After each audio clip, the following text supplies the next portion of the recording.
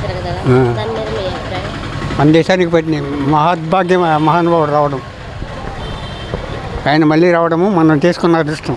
ఇప్పుడు పోలవరం ప్రాజెక్టు కూడా 3-4 ఏళ్ళలో పూర్తి చేస్తామన్నారు. అది అవకాశం ఉన్నా లేకపోయినా ఆయన పూర్తి చేయగలుగుతాడని నమ్మకం ఉంది, ఆయన మీద నమ్మకం ఉంది.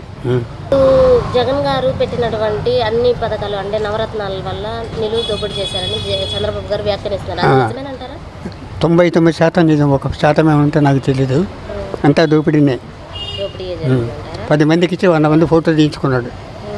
వాహనమిత్ర 10 మందికి రౌడీలకు వేషాలు వేసి ఫోటో తీయించుకున్నాడు తప్ప ఎవరికి వాహనమిత్రకి ఇవ్వాల. రైతు భరోసాలు వాళ్ళు రౌడీలే, రైతుకి 5 పైసలు ఇవ్వాల. రైతులంటే ఆత్మహత్యలు చేసుకున్నారు. డ్యామ్ కొట్టకపోతే వాళ్ళు 4 ఏళ్ళుగా పట్టాలు కట్టుకొని ఉంటున్నారు. అన్నమయ్య డ్యామ్ వాడి నిర్వాహకం అక్కడే తెలుస్తుంది. ఇప్పుడు చంద్రబాబు గారు జగన్ పేరిట అంటే గ్రామ సచివాలయాల్లో ఏదైతే సర్టిఫికెట్లు పెట్టారో అవన్నీ అంటే జగన్ బొమ్మలు లేకుండా కేవలం రాజముద్రే పెట్టాలని. రాజముద్ర పెట్టాలి. జగన్ ఇంతకీ వాడి బొమ్మ దేనికి? విక్టోరియా మహారాణి పరిపాలనలో కూడా పెట్టలేదు వీడి బొమ్మ దేనికి? ఆఖరికి అన్నిటి మీద వీడి బొమ్మ కావాలా మనకి? పేషెంట్ హాస్పిటల్కి వెళ్తే దాని మీద కూడా వాడి బొమ్మ కావాలన్నా? వాడేమన్నా 5 పైసలు విరాళం ఇచ్చాడు దానికి? వాడు కానీ వాళ్ళ అమ్మ కానీ వాళ్ళ నాన్న కానీ నాకు తెలుసు 4 తరాలు కుస్తీ వేదోడికి 5 రూపాయలు ఇవ్వలేదు. అలాంటి నీచమైన మనుషులు వాళ్ళు.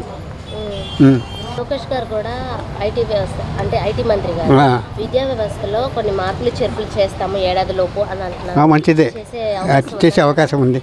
నాకు తెలుగు వచ్చు, నాకు బలంత మీద ఇంగ్లీష్ వద్దితే నాకు రాదు. మాతృభాషను 5వ తరగతి వరకు చెప్పండి. అంకుల్ నాకు తెలుగు రాదని ముచ్చటగా ఆ భాష వద్దు మనకి. ఆంధ్రప్రదేశ్లో తెలుగులోకి పుట్టాం మనం. పక్కన తమిళనాడులో కర్ణాటకలో ఉంటే మనకెందుకు ఈ దౌర్భాగ్య స్థితి వచ్చింది? మాతృభాష అంటే ఏంటి అంత పాపం చేసింది? అమ్మ అంటే తప్ప ఇంగ్లీష్ను బలంతంగా ఎందుకు రుద్దుతున్నారు? మాతృభాషలో సర్వేపల్లి రాధాకృష్ణన్ లాంటి వాళ్ళంతా మాతృభాషలు చదువుకున్న వాళ్ళే. వాళ్ళని మించి మనం మనగాళ్ళు కాదు. అలాంటి వాళ్ళంతా మాతృభాషలు చదువు పైకి వచ్చారు. వాడికి తెలుగు రాదు, ఇంగ్లీష్ రాదు. వాడు 7వ తరగతి ఫెయిల్ అయ్యాడు. వాడికి చదువు రాదు. వాడు వాగేస్తాడు. వాడు అదే విద్యా వ్యవస్థ గురించి నీకేం తెలుసు? ఇప్పుడు సీనియర్ ఎన్టీఆర్ గారు సినీ రంగానికి మానేసి కేవలం రాజకీయాల్లోకి వచ్చారు కదా, అదే బాటలో పవన్ కళ్యాణ్ గారు నడిచే అవకాశం ఉందంట? లేదు, ఉండదు. ఎందుకంటే ఆయన కథ అయినప్పటికీ 300 సినిమాలు పైన చేశాడు. రకరకాల పాత్రలతో దేశమంతా తెలిసేది.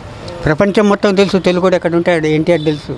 ఎందుకంటే రాముడిగా కృష్ణుడిగా వెనకంత సీన్ లేదు. ఏదో ఇంతవరకే. ఆయనతో పోలికి పెట్టుకోకూడదైనా. ఇప్పుడు జగన్ గారు కూడా నాకు 40% ప్రజల కోసం ఆయన రోజుకో మాట మాట్లాడుతుంటాడు. హిమాలయాలు పోదామంటే అక్కడ పోతే కొట్టేవాళ్ళు ఇన్ని. ఇవాళ పేపర్ అయితే హిమాలయాలు పోదాం అనుకున్నాడంటే నువ్వు చేసిన నికృష్ట పనికి వేరే దేశం అయితే జనం చూస్తున్నా కానీ నేను ఉరి తీయాలి. ఇప్పుడు ప్రజల్లో కూడా వస్తానంటున్నారు. ఏమి రాడు. పట్టాలు కట్టుకొని తిరిగే రోజులు పడిపోయినాయి. లేదు, మొన్న పులివెందులలో అద్దాలన్నీ పగలగొట్టారు. బెంగళూరులో కూడా సైకో జగన్ డౌన్ డౌన్ అన్నారు. ఇంతకంటే ఇంక ప్రజలకు ఏం బిగుతాడు? అంటే కేవలం మా మీద ఇట్లాంటి కక్షపూరితమైనటువంటి చర్యలు చేస్తున్నారు చంద్రబాబు గారు అని జగన్ వ్యాఖ్యానించారు. నువ్వు చేసావు ఆ పని, వాళ్ళు చేయలే. ఒక అమ్మాయిని 800 కిలోమీటర్లు వచ్చావు నైట్ ఇక్కడికి. వాళ్ళంతా నికృష్టంగా ఎప్పుడు పాల్పడలే. 75 ఏళ్ళ ముసలం తీసుకొని జైల్లో పడదంగావు. చంద్రబాబు అనుకుంటే నిన్ను అసెంబ్లీలో వేసేసేవాళ్ళు. మొన్న ఆయన చేయడు పెట్టాడు. నువ్వు పెద్ద పీకుడుగాడు ఏం కాదు. నేనే కింగ్ అనుకుంటేలాగా వస్తే చెట్టు కొట్టేయాల, పరదాలు కట్టాలన్నా. ఇంతకు ఎవరు నువ్వు? ఈ దేశ జనాభాలో ఒకటివి, నీకు 2 ఓట్లు ఏమి లేవు, ఒక ఓటే ఉంది. మహామౌలు పుట్టిన ఈ దేశంలో నీలాంటి వాళ్ళు పుట్టినందుకు మేము బాధపడుతున్నాం. మహామౌలు పుట్టారు ఆంధ్రప్రదేశ్లో, అలాంటి వాళ్ళు పుట్టిన చోట ఈ వీడు పుట్టినందుకు నేను బాధపడుతున్నాను. ఇప్పుడు పెన్షన్ కంపెనీ కూడా సచివాలయ సిబ్బంది చేత పంపిస్తారు. అంతకుముందు జరగలేదు. వీడు రాకముందు జరిగింది కదా. వీడు మళ్ళీ కొత్తగా రౌడీలు ఎందుకు పెట్టుకోవాలి? వాలంటీర్లు ఎంతమంది మంచి వాళ్ళు ఉన్నారు చెప్పండి. దాంట్లో క్రిమినల్స్ ఎక్కువగా ఉన్నారు. నాకు చదువు రాదు, నాకు ఎంత ఇచ్చిందని తీసుకుంటా. ఎవరైనా లెక్క పెట్టి అయితే తాత తగ్గిందా మళ్ళీ ఇస్తాం, మళ్ళీ రాదది. వాలంటీర్ అంతా పరమ దరిద్రం నా కొడుకులు. చేయించచ్చు. చాలామంది ఉన్నారు దానికి అనుబంధంగా. ఈ అంగన్వాడీ వాళ్ళు చాలామంది ఉన్నారు, వాళ్ళతో పని చేయించుకోవచ్చు. దీనికి ప్రత్యేకంగా హైకోర్టు మందలించింది, ఎందుకు వీళ్ళని పెట్టామని. హైకోర్టు ఒక పంచాయతీ వ్యవస్థకు పోటీగా దీన్ని ఎందుకు తెచ్చామని మందలించింది జగన్ని. ఆయన కార్యకర్తలు కానీ ఆయన రౌడీలను పెట్టుకున్నాడు తప్ప ప్రజలు ఉద్ధరించడానికి పెట్టుకోలే. ఇప్పుడు వాలంటరీ వ్యవస్థ వల్ల ఉపయోగం లేదంట. ఏముందంటే ఉపయోగం చెప్పండి. మీ ఉద్దేశం? నాకు లేదనే చెప్తున్నాను నేను. వాళ్ళు లేకపోయినా పని జరుగుతుంది. అదనంగా ఇంకొకటి ఎందుకు పోషించాలి? నలుగురితో పని అయ్యేటప్పుడు ఇంకా అదనంగా ఇంకొకటి ఎందుకు? వీళ్ళకేమన్నా పని ఎక్కువ అయిపోయిందా? ఇంటికాడ ఉంచి వచ్చి కబుర్లు చెప్పుకుంటూ కూర్చుంటున్నారు. ఎవడు పని చేస్తున్నాడు? వాళ్ళతో పని ఎందుకు చేయించావు నువ్వు? అయినా నువ్వు కరెక్ట్గా వస్తే మిగతా వాడు వస్తాడు. చంద్రబాబు 9 వస్తాడు ఆఫీస్కి. కలెక్టర్కి ఫోన్ చేస్తాడు, వచ్చావా లేదా అని. నా కొడుకులు వస్తారా? జగన్గాడు బయటకు వస్తే పొన్నూరులో మీటింగ్ పెడితే తెన్నాళ్ళు బ్యారికెట్లాడడం పెడతారా? ఏంటిది? ఇంతకు ఎవరు నువ్వు? చెట్టు నరికేస్తారా? పదవి పోయాలకి ఇప్పుడు జనం పరదాలు లేకుండా ఎందుకు తిరుగుతున్నావు? ఇప్పుడు కూడా పరదాలు కట్టుకోవచ్చుగా. నాకు ప్రకాశం నుంచి నేను చూస్తున్నా, ఇలాంటి నికృష్ట ప్రదమని ఎప్పుడు చూడలే నేను. ప్రకాశం గారు మొట్టమొదటి ముఖ్యమంత్రి, మీరు పుట్టిన ఆయన కూడా తెలియదు. 53 తర్వాత బెదవాడ గోపాల్ రెడ్డి, తర్వాత సంజీవ్ రెడ్డి, తర్వాత సంజీవయ్య, దళిత వర్గం మహానుభావుడు సంజీవయ్య. కుల వ్యవస్థ వద్దు.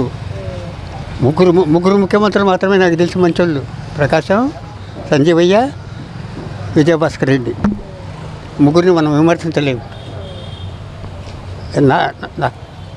ఎందుకంటే మేము ఎవరిని పొగడము. మేము కమిషన్ల మీద మాకు కొద్దిగా ఉంటుంది కదా, వాడు మంచి చేశాడు.